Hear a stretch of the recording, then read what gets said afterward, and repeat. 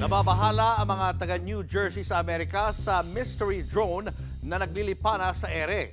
Kung ano yan, alamin sa Frontline News Abroad. It's not a bird, it's not a plane, kundi drone?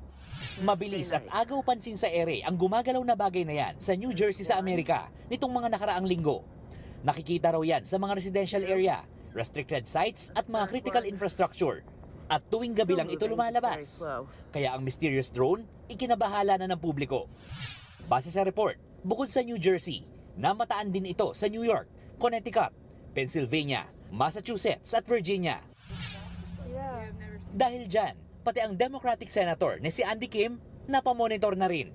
Sa isang X-thread, sinabi nitong gumagalaw pa halang ang mga ilaw na hindi kayang gawin ng mga eroplano.